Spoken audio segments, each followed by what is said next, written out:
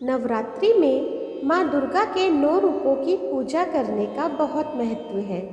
नवरात्रि के चौथे दिन माँ दुर्गा के चौथे स्वरूप माँ कुष्मांडा देवी की पूजा की जाती है।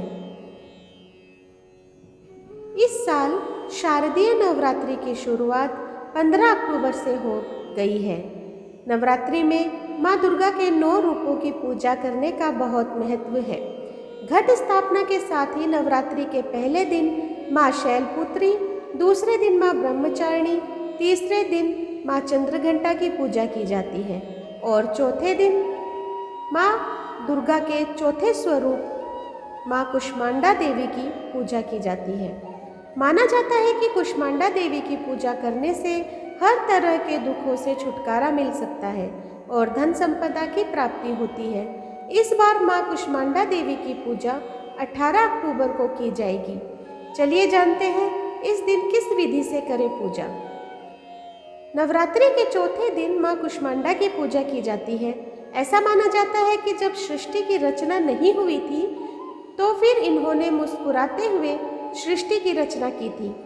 माँ कुष्मांडा को आदि शक्ति का चौथा रूप कहते हैं। इन्हें सूर्य के समान तेज और रोशनी देने वाला माना जाता है। माँ कुष्मांडा के 8 हाथ हैं, इसलिए इन्हें अष्टभुजी देवी भी कहते हैं। माँ कुष्मांडा के 8 हाथों में धनुष, बाण, गदा, चक्र, कमल का पुष्प, अमृत कलश, कमंडल और जपमाला विराजमान है। माँ के इस स्वरूप को बताने के लिए बोला जाता है कि माँ की अष्टभुजाएं हैं जो मनुष्य को जीवन में कर्म करने का संदेश देती है। इसलिए उनकी मुस्कान ये सिखाती है कि चाहे परिस्थिति कैसी भी हो, हमें उन परिस्थितियों का हंसकर सामना करना चाहिए। इनकी सवारी शेर है। माँ कुष्मांडा की पूजा करने से सारे रोग दूर हो जाते हैं। पूजा विधि। नवरात्रि के चौथे दिन पूजा करते समय माँ कुष्मांडा का ध्यान करें। माँ को कुमकुम का तिलक करें और पुष्प अर्पित करें। इसके साथ ही माँ के मंत्रों का जाप करें। माँ कुष्मांडा को भोग में मालपुए का भोग लगाएं, क्योंकि माँ कुष्मांडा को मालपुए अधिक पसंद है। भोग लगाने के बाद मालपुए किसी पंडित या फिर किसी गरीब को दे दें। इससे आपको सुख समृद्धि का लाभ होगा और आयु, यश और बल बढ़ेगा। इस मंत्र का करें जाप। माँ कुष्मांडा की कथा। हिंदू धर्म में मान्यताओं के अनुसार माँ दुर्गा के चौथे स्वरूप को देवी कुष्मांडा के नाम से जाना जाता है। इन देवी का अवतरण असुरों का संहार करने के लिए हुआ था।